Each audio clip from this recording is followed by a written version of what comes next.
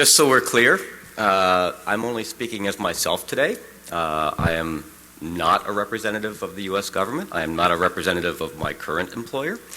I'm pretty sure neither one of them would be really happy with me up here talking, but I feel it's part of my duty as part of this community to kind of give you some stories that are personal stories from this community, as what I took into the government, what I learned while I was in the government, what I saw that was a little bizarre while I was in the government, and what I'm taking back out of it. And there are 4 stories I'm going to tell you that all have some kind of unexpected outcomes and unexpected twists. You've probably heard about some of these stories in the media, but these are kind of different back origins to them that you haven't heard before. I'll do my best to be as accurate as possible, but I'm going from memory from some of these, and some of these go back several years. Memory is imperfect, so I apologize in advance. So, I'm not trying to piss off or be pro or con any particular community, but I want understandings, which is why I'm trying to tell these kind of non-obvious stories. Somebody had tweeted me something encouraging me to do this talk, saying anything we can do to help people understand each other is good, because of course prejudice is bred from ignorance and exclusion. So you can kind of consider this my transparency/trip report from 3 years inside the DoD. Not long after I started working at DARPA, I got funding approval for the first of one of many programs that I would actually run. I know most folks are only familiar with a few of them. The first program was something called CINDR, and it was focused on super evolved advanced persistent threat. The program had nothing to do with whistleblowers, had nothing to do with humans. It was targeting autonomous software. Now, there was an author at Forbes magazine, Andy Greenberg, who found out that Julian Assange and I knew each other and have kind of known each other for, I don't know, probably 20 plus years. And he wrote an article that, the way I read the article, attempted to pit me and Julian against each other, claiming that CINDR was a response to WikiLeaks. You know, a sexy story of hacker friends, you know, who have now find themselves at odds, one trying to spill the government secrets, one trying to protect the government secrets. Yeah, that's a sexy story. The problem is it's entirely untrue, because CINDR had nothing to do with that. So since he and other folks wanted to kind of make a story about me and Julian where there was no story before, I figured I'd tell you an actual story about me and Julian. This first story is called How the DoD Unintentionally Created WikiLeaks. So it was 2009. I had yet to go into DARPA. I was over in Germany for the CCC Congress, which, by the way, is awesome.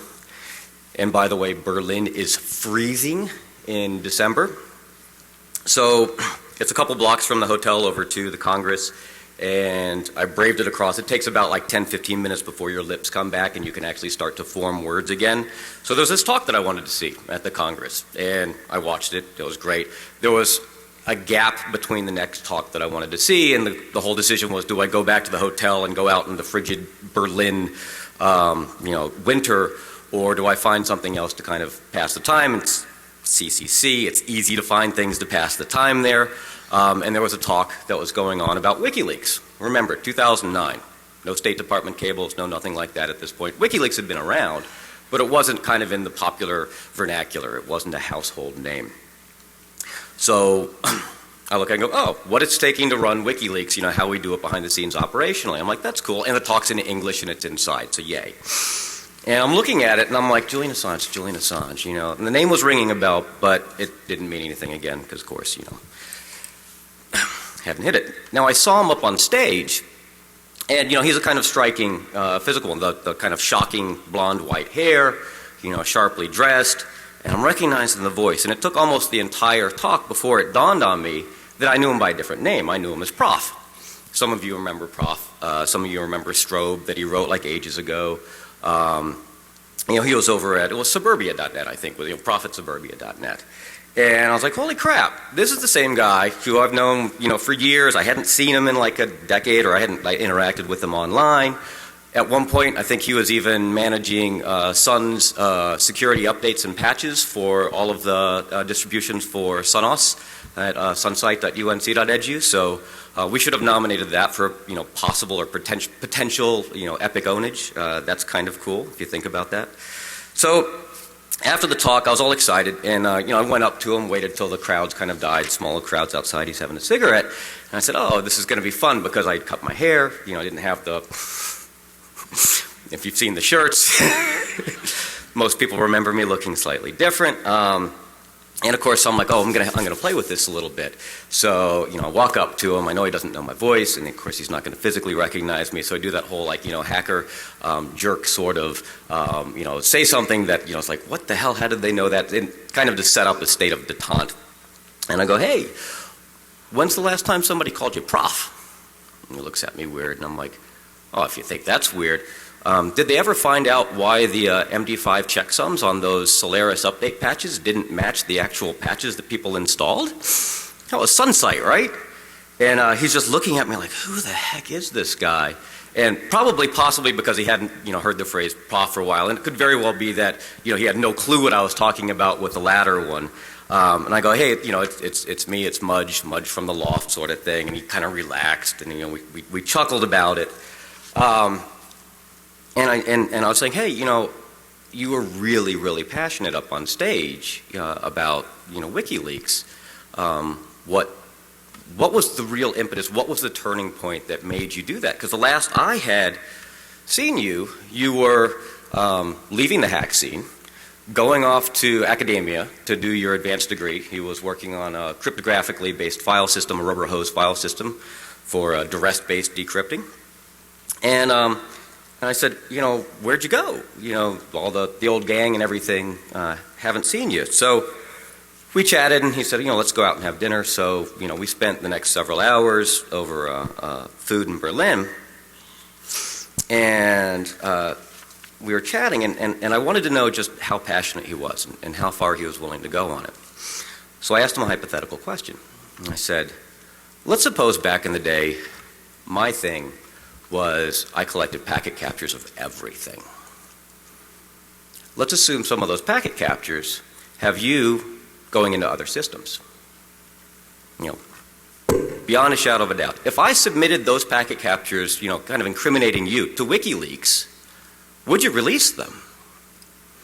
And he looked at me, and it only took a couple seconds, and he said, hey, we get some very similar sorts of questions. Because people ask us, kind of on a parallel, if someone were to send us a list of the contributors to WikiLeaks, would we publish it? And the answer is that, we don't want to know who our contributors are because we want to keep the protection there, we being WikiLeaks. I'm speaking as him from memory here. So we try to get in touch with the folks that contributed, but we won't know who they are. So ultimately, in case that list is real, we would have to publish it. I was like, oh, that's cool. And then we moved on to the next topic. Now, if any of you have actually interacted with him or know somebody who has, they'll tell you that he is a very smart person, and that's absolutely right. And it took me probably an hour to realize that he never answered my question. But he told me a really interesting story, because he told me, and this is what stuck with me in 2009 from that dinner, what the turning point was. Now, maybe this was a story just for me, maybe it was, kind of the appropriate thing, but I took this to be kind of ground truth, and it stuck with me, which is why I'm telling you. And I used to tell people inside the government the same question when later WikiLeaks kind of popped up. He said, yeah, I had gone off, I was over at university doing my graduate work, something essentially fundamental research, which means something to the government folks. And he said it was funded, by the U.S. government. It was a grant. From like NSA type DARPA sort of funding. I don't know if those were the actual agencies. And he said it was during that time period where there was a big pullback from the DoD. And the message that the universities received was, we're not funding you to do basic research anymore. It's all classified now. His work got rolled up in that. Now, whether that was actually why it was being pulled back or if that was just the perceived message, I don't know. So if you think about it, here's a non-U.S. citizen who's made a life decision, go to graduate work, go, kind of leave the community that we knew him in, and all of a sudden, his funding gets pulled, and he's told that he's not allowed to know what it was that he was doing, not allowed to know what it was that he had, discovered, and no actual reason as to why the funding is. I mean, that's kind of what it's like when you're a graduate student and somebody pulls your funding, sort of thing. And this just really rubbed him wrong. And he said, this is the wrong reason for classification, if that's why he lost his funding. This is designed to keep people ignorant and withhold information to keep folks disadvantaged. And he said it was at that point that he decided that he was going to devote his life to exposing people who tried to keep secrets. And hence WikiLeaks was born. So when folks in the DoD would ask me, hey, do you know this WikiLeaks thing, and what are your thoughts on how we could address it, they were a little surprised with my answer, going, well, by some accounts, the government actually created it in the first place. It was at that point during the night in the restaurant, Julian goes, well, so, that's what I've been doing for the past 10 years. What are you up to? I said, oh, I'm about to go work at DARPA. So that's my first story. Second story is about Anonymous and the Department of Defense. I remember Anonymous from way back. I mean, Anonymous, I use it as a proper noun, but obviously we're all familiar, and it's much more, it's kind of a movement, a thought, it's more ephemeral than that. And when I remember them, they were going after Scientology and RIAA, and there was all the 4chan sort of soap opera stuff going on. And at some point, their scope or the target, expanded to include the government. And general wisdom was that the triggering event was the DoD's response to WikiLeaks and Manning, et cetera. But the way I saw it, there was actually something else that was a bit more subtle that folks hadn't realized. So in 2011, the DoD released the Strategy for Operating in Cyberspace. There was some very minor backlash to some of the wording initially. I think there was an initial, small leaked version of it that went out, and it was followed by a later one. But there was some more specific backlash and chatter in the hacker researcher community.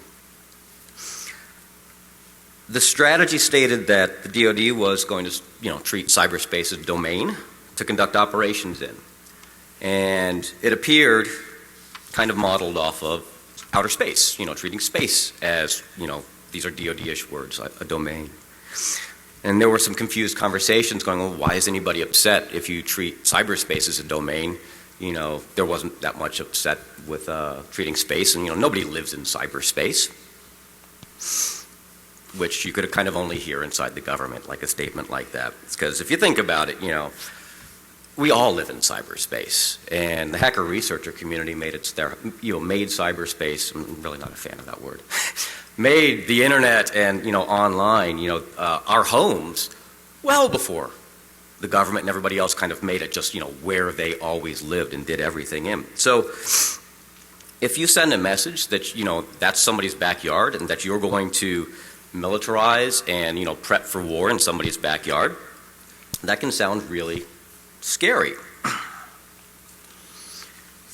And it can galvanize folks to respond. One of the problems was there was not an understanding as to who the message was actually intended for. So in addition to treating it as a domain, they said something else, which was, and in response to, and I'm paraphrasing, but in response to hacks, we'll consider responding with kinetic force. So if you don't actually specifically call out who the recipient of the message is, everybody reading it thinks it's directed to them. I read it. I thought it was directed to me. And I'm going like, what the heck? I joke my buddy and I replace his HTML, the main web page, and that's considered a hack, and all of a sudden I've got somebody launching a Patriot missile at me. I mean, this makes no sense. What level of hack? Because if we look at like CFAA response, maybe they actually think a Patriot missile is the right thing for, defacing a website. I don't know. And none of these are the right questions because I'm not the intended audience. But of course I'm reading it as if I was. And of course the logical next question is, wait, do they understand how attribution works? Because, what if I do it, bouncing through an ally? What if I do it from within the U.S.? Are they going to kinetically respond against themselves? I mean, this is, and you kind of go, okay, wait, back up. If the message were directed to, let's say, other countries, somebody in specific that's got a significant power, that they say, look, we're talking about critical infrastructure or something of that nature. If you turn off the lights in New York, we'll probably be able to figure out who you are because you're not a small little hacker defacing websites, and maybe there's attribution in place that we can respond to. That would have been an entirely different sort of message.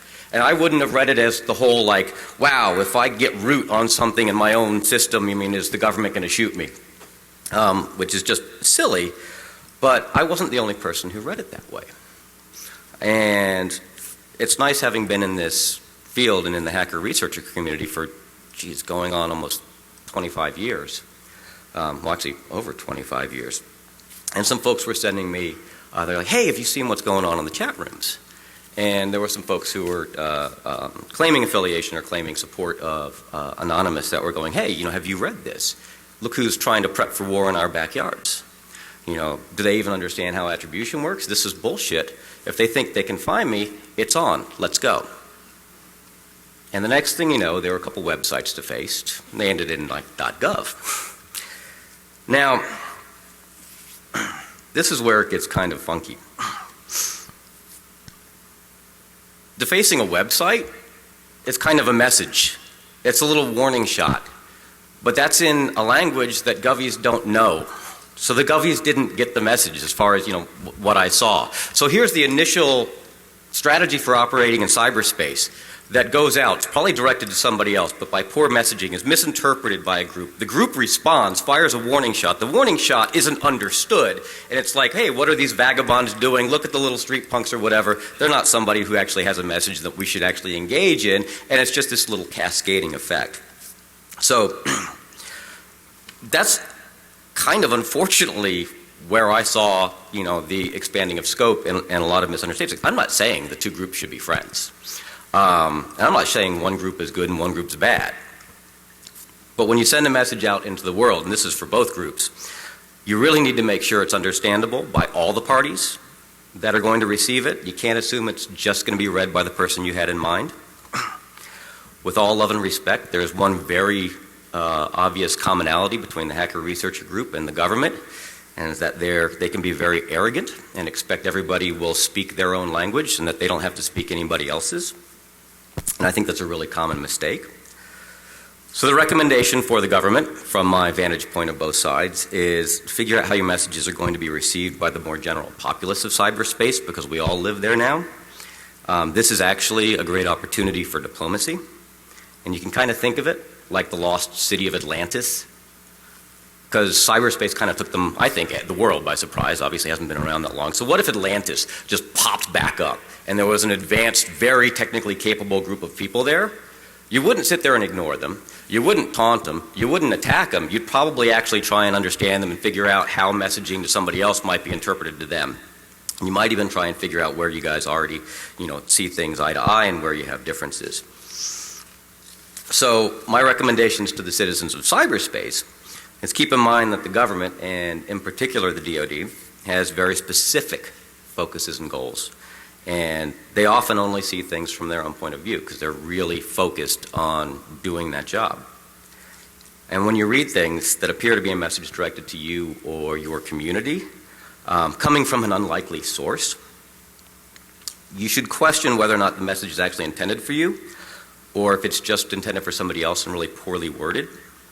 And if you still think a response is necessary, you really need to think about the message that you're sending to make sure that you don't make the same mistake in return.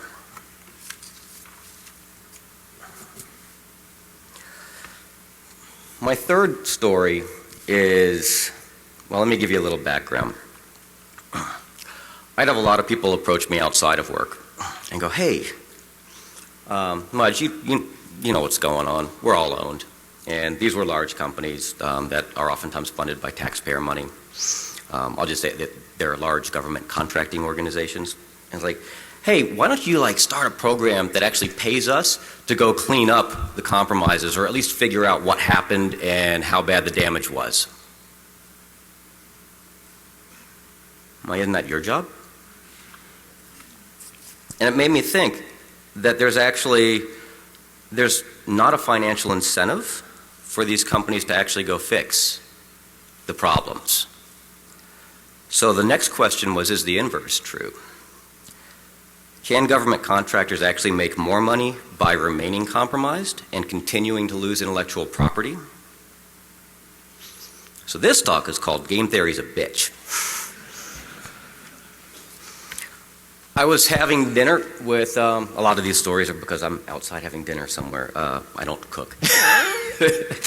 I was having dinner with an old friend, and his company goes in and cleans up APT after, big well-known names get compromised, in particular, whether they're government contractors or commercial organizations. And he posed a really interesting hypotheticals because we were just shooting the crap back and forth. And he said, hey, what do you think about the following chain of events? First, RSA gets compromised. Networks defended by their tools are vulnerable, and as a result, a defense contractor gets compromised. Said defense contractor, if you look up on Wikipedia, is the one who made this really cool stealth drone. Later, a really cool stealth drone goes missing over in a Middle Eastern state. Like, what do you think about that chain of events? I'm like, that's terrifying. And he's like, yeah. And I'm like, no, for an entirely different reason. Look at it this way. I have no clue. That's a hypothetical, and there were a whole bunch of rumors about what had happened. But let's assume that you, as a country or a large organization, that your advantage is technology. You can field the fastest and the best technology, so you're ahead of everybody. That's your advantage. Newest, most advanced toys. Someone else steals some of your tech. What do you have to do? You got to replace it with newer tech, right? You got to keep your advantage.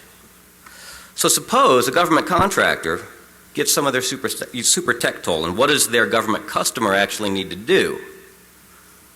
Well, the government in that case, and this is all a game theory hypothetical, need to pay someone to make the next version so that the people who just stole it don't achieve parity, so that they're not even. They could go to some other government contractor because, of course, the one in question just lost everything, but they actually most likely won't. And here's probably why. The initial contract for very expensive research efforts can take a long time to put in place. You're talking over a year, sometimes longer than, sometimes you measure it in years rather than months. That was part of the coolness of CFT, is that we were measuring that in days. Imagine if you're under something, sequestration is what we're under now, it can take even longer. So if a government agency wanted to start a new program to replace tech, so that's essentially starting the same program to do the same thing that you were already paying somebody to do, it's tough to get permission to do that, because you got to go justify taxpayer money, and we just gave you the money to do that. And B, when you spin it back up, you're going to have to redo a lot of work. You're going to have to redo the contracting that you already had in place. You're going to have to spin people up to speed on management side. You're going to have to respin up the tech side, and you've spent years putting that in place. So why wouldn't you just go back to the people that you already have a relationship with, already have a contract with, they already know what they lost, or maybe you know what they lost and stuff, and you can tell them because they're your customer. So you just pay them to give you the next thing. Remember, they're not financially incentivized to go fix how they were actually compromised in the first place or clean it up. Because staying with a really familiar solution or situation is comfortable, which makes us a trap that a government funding source can actually be particularly susceptible to. And you can view this on a case-by-case basis, and kind of staying with the same contractor could even make sense. But if you step back and listen to what's been talked about in the media, you may see something that's a larger picture that seems like an endless list of technologies and IP being stolen. And each time it happens, that company is in a situation where, A, there's really no penalties or reprimands for it. And on the contrary, they're actually rewarded with more funding. So because their customer needs to make the next text to replace the stuff that just got stolen, to replace the stuff that just got stolen, to replace the stuff that just got stolen. So, yeah, game theory is a bitch because if you look at it this angle, and part of the neat thing about game theory is you can fall into game theoretics without realizing that you're doing it. Government contractors can actually be in a situation, or are actually in a situation, that they're financially incentivized in some places not to listen to their network sysadmins and not actually to really deal with the problem, perhaps the way with the drastic changes that need to be made.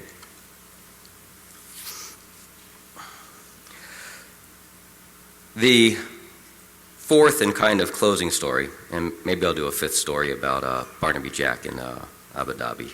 Yeah, I think I'll do that.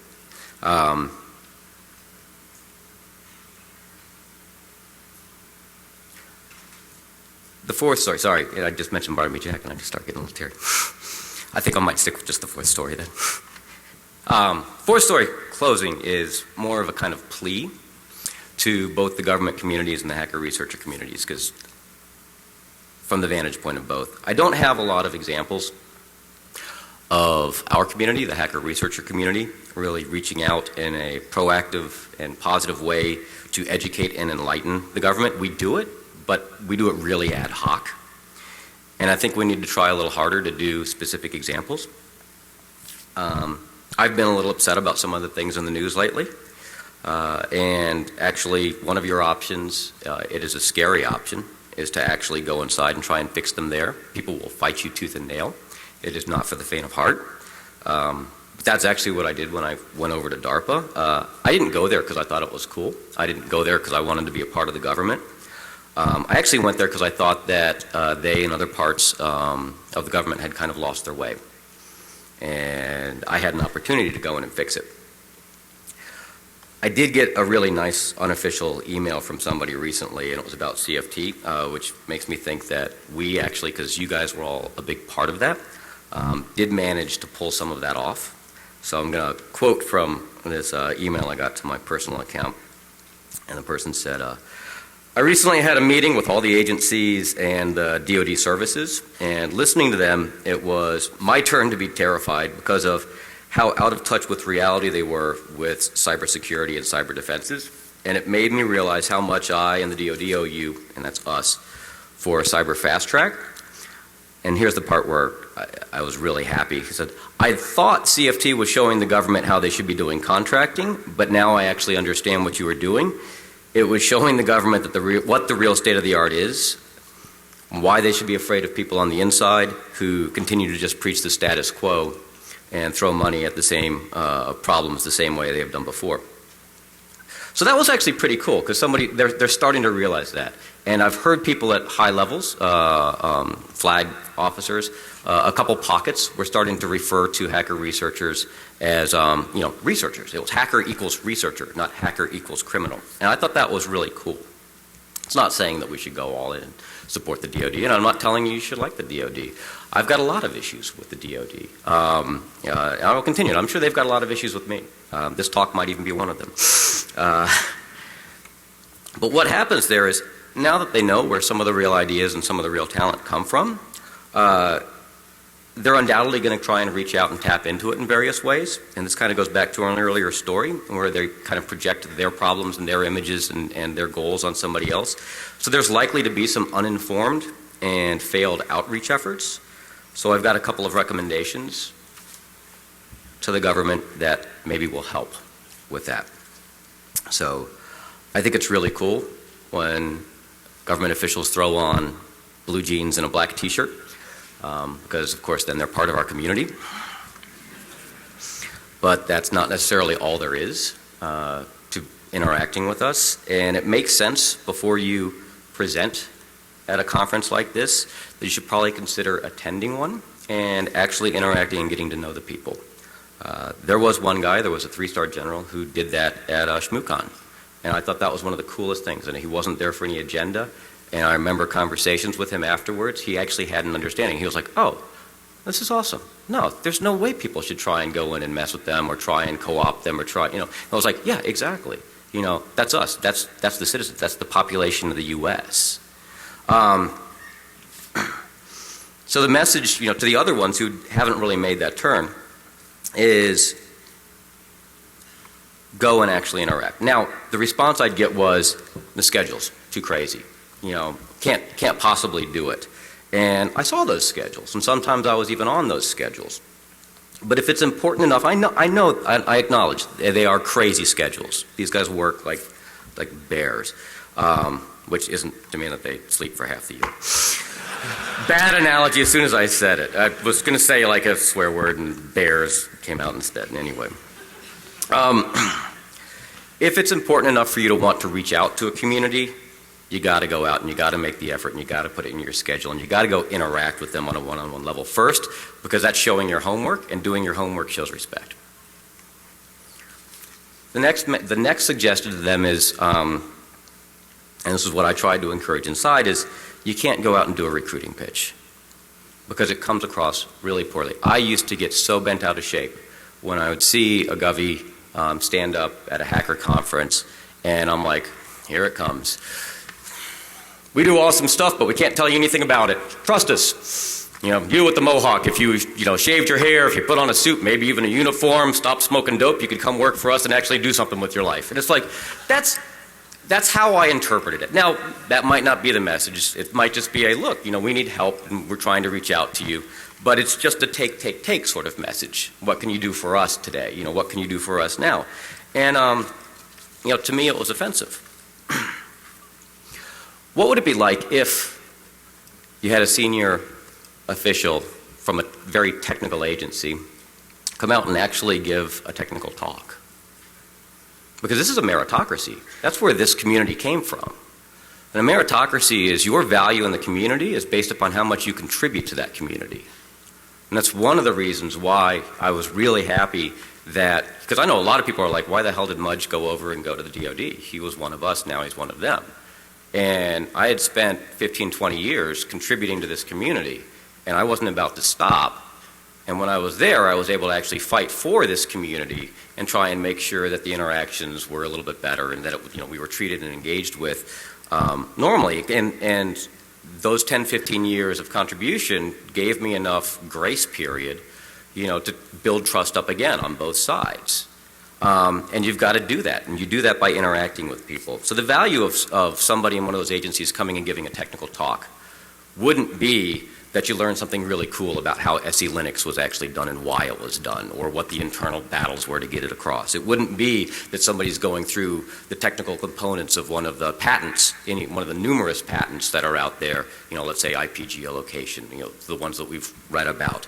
It would actually be that they're engaging us and interacting with us in our own language and treating us as peers and starting a dialogue. So, I think I will give the Barnaby one after this, but I'm going to summarize this one here. Am I telling us, you know, am I pleading that we should not challenge the government? Absolutely not. I think challenging the government is your patriotic duty as a citizen. I think it is very important to do. It's painful for both sides, but it's something that has to happen, and it's why we're such a great nation.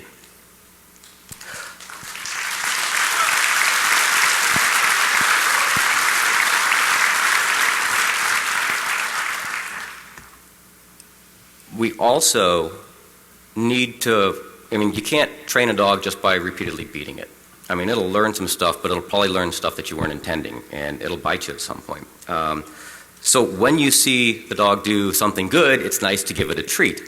And there are certain little pockets inside the government. And one of the things that I think that we as a community can do better is, yes, we need to challenge the stuff that we're seeing. We need to challenge the things that are in the news. But if you see a small pocket of hope, like if you see a congresswoman that's helping put through Aaron's Law, you know, changing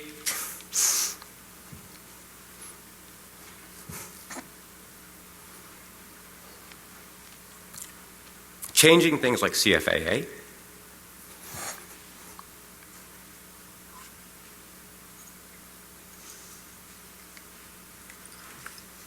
I don't deal with losing people well. Excuse me.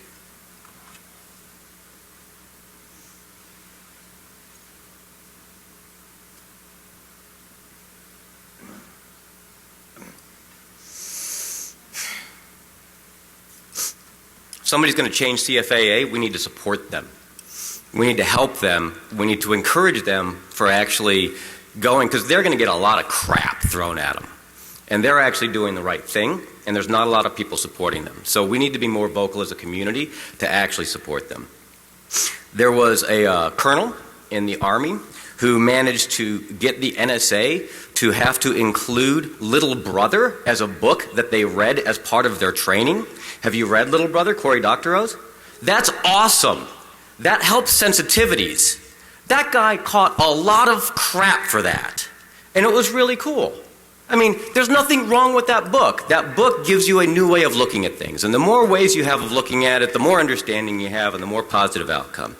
That guy is also, let's say he's a colonel, he's over at West Point. His name's Greg Conti, I'll call him out. He was one of the people who encouraged the cadets to actually go out and talk at our conferences and contribute. So the build your own UAV at a 99.99% discount by Mike Wiegand was an example of that. And that's engaging, and that's actually sharing, and it created dialogues. At ShmooCon, he and his colleague walked through their training course that they ran at Fort Meade to try and socialize folks. It was Lessons of the Kobayashi Maru. I highly recommend you go watch this talk because he had to teach them how to cheat. And it's hilarious and it's insightful and it's humanizing. Most importantly, it's humanizing. So where we see those pockets of hope and of outreach and of engagement, I'd just really like to ask all of us to try and figure out a way for each time we're challenging something else to try and encourage the good behavior. Okay, so let me try and give my Barnaby one without actually breaking down into tears here. See if I pull myself together. It's a real quick one, but it's my little tribute to him. Because there's two things that happened, interactions with Barnaby that I'll always remember. I mean, I remember all of the interactions, but two really stand out. One was a talk. I was on the steering committee of NDSS, and they asked me if I could bring in some folks to run some demos that would kind of break the academics out of the academic mold. And, you know, what better people than Barnaby Jack when he was working with EI and the rest of the EI team to actually come in. The problem is that the conference, you know, like a lot of conferences, very cheap. They wouldn't pay them to come do the work or whatever. So I said, all right, guys, you know, the drinking bill the night before is on me. I'll just foot the bill myself, which is a very, very dangerous thing to do. Barnaby had a great time. I don't think they went to sleep. They just kept drinking. They were on in the morning. And the audience at NDSS, I don't think actually really understood how cool the technology was that was being demonstrated, because this is almost 10 years ago at this point, and Barnaby was remotely compromising a wireless router, replacing the firmware, and then trojaning the Microsoft updates that were going through it over the wire before they were delivered to the end system, and then they were demonstrating boot root where they were getting an Ethernet, so a computer that was told not to boot off the network. The Ethernet adapter was on the PCI board, so it had direct memory access, and it would still emit a boot P packet, and if you responded to it, the Ethernet board would actually shove it directly in memory and boot from the network even if your BIOS didn't have that capability. So of course they would say, here is your base operating system, as a little hypervisor, and then of course the operating system would load up on top of it. This is a decade ago. This was awesome. And the reason why I don't think any of the audience actually caught the technical part of those talks is because Barnaby nearly threw up on stage 10 times in the middle of trying to give that talk. And everybody in the first row was terrified that they were at some perverse form of a Gallagher hacker show. And then the other thing I remember about Barnaby was I had just gone in and I was working for DARPA, and my first public speaking engagement as a U.S. official was in Abu Dhabi. So here I am, first time, the government's a little nervous about me, I'm a little nervous about them. I'm flying under my government official passport, not my blue tourist passport. So all the coordination between the countries that I imagine has to go on with those folks. And I'm in Abu Dhabi, and it was actually to do the keynote for Black Hat. It was the first year they were over there. And it was the first time ever that I was showing parts of the cyber analytic framework that I drove at DARPA, and it was my way of trying to get a small group of peers that I could interact with and get feedback and just talk honestly, like, does this make sense, or, you know, am I full of crap? And Barnaby was there and the Gruck is there, and those are two people that put together, you know, that'll deplete the world's alcohol supplies. And he was doing his jackpotting ATM machines. Now, the UAE has a lot of money they've come into since the 70s. And in the palace, there is an ATM machine that dispenses gold bars. Very expensive gold bars. Not like you've got like a $200 withdrawal limit. I mean, these are in the tens, if not hundreds. I can't remember how high up the price was. There might have been the ability to withdraw $1 million gold bar from it. And some of you might have seen the picture of Barnaby kind of going like that, you know, right next to the thing. So Barnaby's had a few drinks.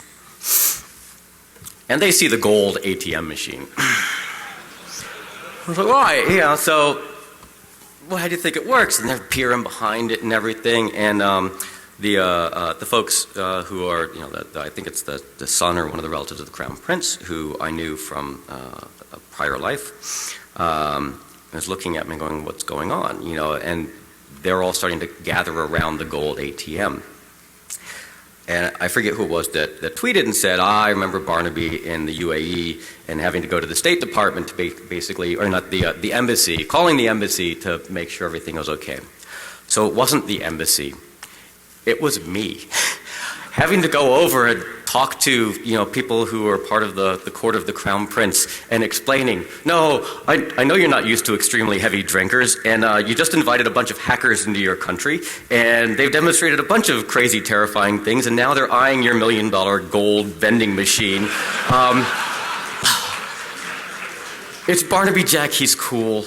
Don't worry about it. I tell you what, you know, you probably want to know if your $1 million gold vending machine has this problem, so why don't you let them do a little bit, and then when they walk away, why don't you pull the plug on the thing and then move it off the floor? And sure enough, everybody got a little tired, because of course there's some research that has to go into these things, and the alcohol fueling only lasts so long. And when everybody got a little tired and decided to walk away, the next day you see there's this big curtain pulled around everything, and nobody's allowed near the thing. But, you know, so there was no reach out to the embassy, and there was no international incident.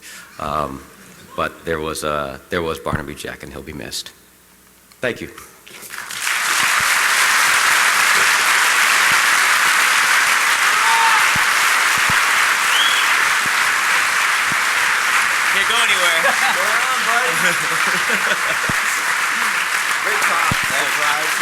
So,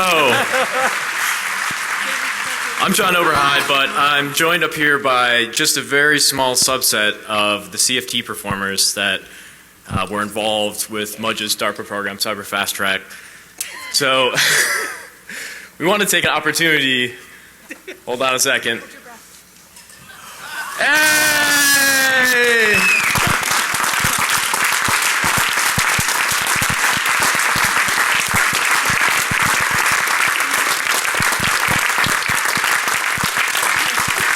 We really just wanted to get up here and thank Mudge for all of his efforts inside DARPA with this program. We all had a lot of fun.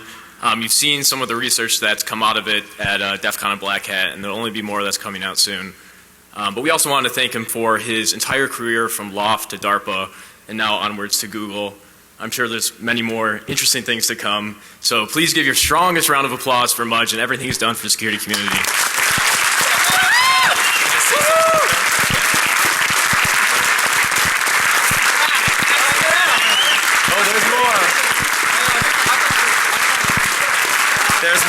There's more. Don't go anywhere yet. We're not done.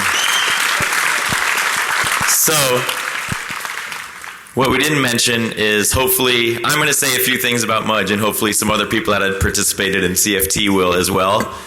My name is Joe Grand, and I've known Mudge for a really long time. I was in the loft back in, I guess we met in 1990.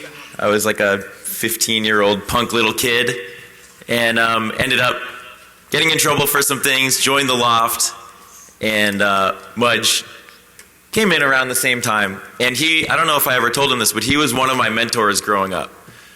From that point, as a 16-year-old kid, everybody else in the loft was older. I sort of got to see, the experience of somebody that was like 6 or 8, I don't know, how 20 years older than me, I don't exactly know. He never actually told me his age. But it was something that, I got to sort of follow along. I was in the loft, and it was a great experience, and I sort of grew up in that from 16 to 22.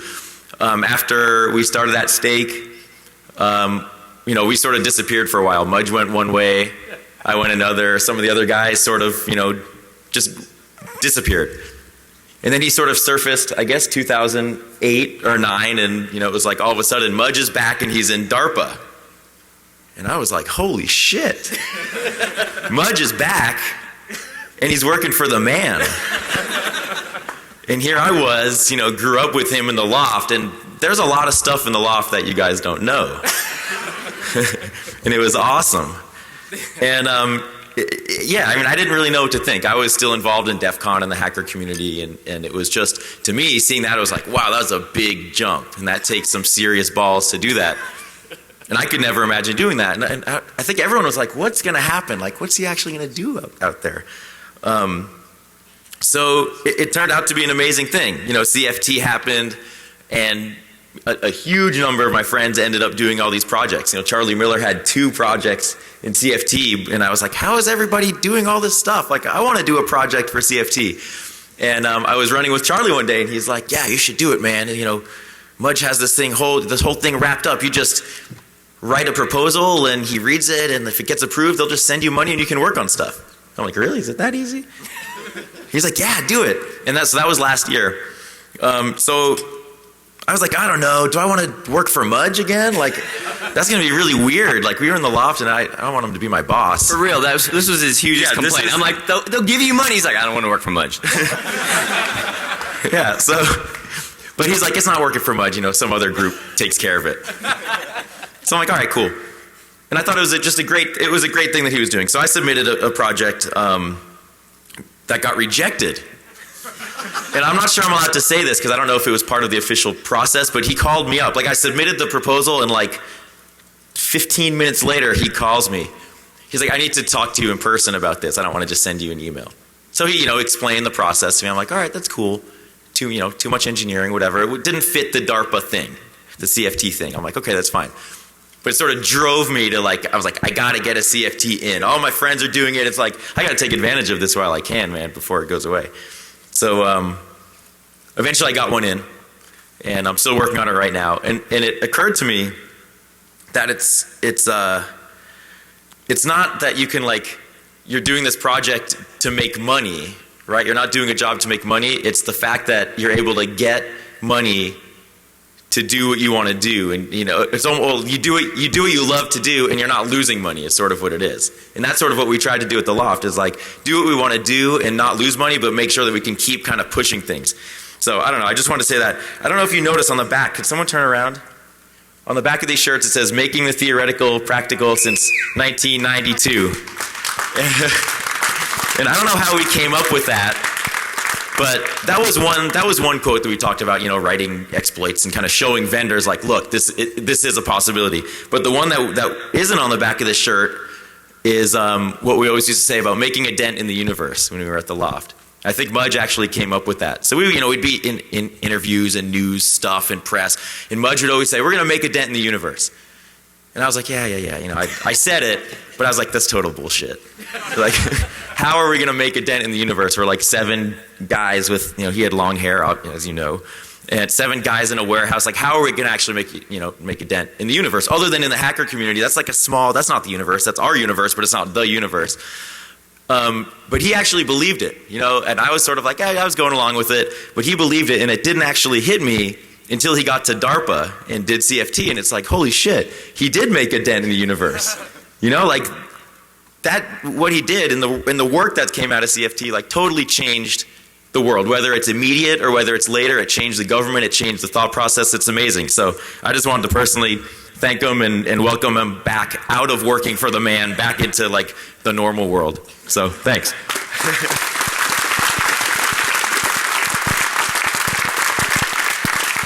I do also have to say that Charlie is responsible for probably 70% of the CFTs that were submitted. I had a very similar phone call with him, I don't know, a couple years back. I remember distinctly. And, people have a very interesting opinion of what it's like to participate in any sort of DARPA or government grant. And, speaking with Charlie and learning about the streamlined process and the kind of low overhead it takes to get a grant through and actually get funding to, again, do what you want to do, was very attractive. So I think this program itself was wildly successful alone, but I think it's also changed a lot of our personal views about dealing with the government. I hope that can continue with CFT, with the next program manager. I would also say that BitSys, are there any of the BitSys guys up here? Yeah. So BitSys helped run the program for DARPA, so we'll all give them a round of applause ourselves because they were great to work with.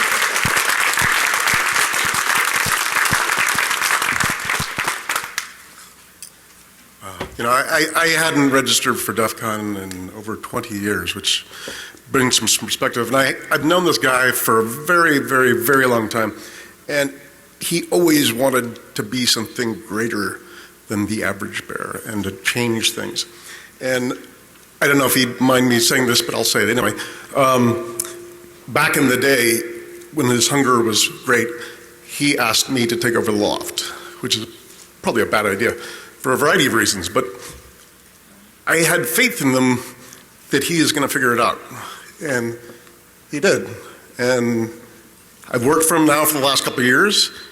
Unfortunately, I've been fired by him because the program's ending, but congratulations, guy, you really did good. Thanks, Dan. Thank you.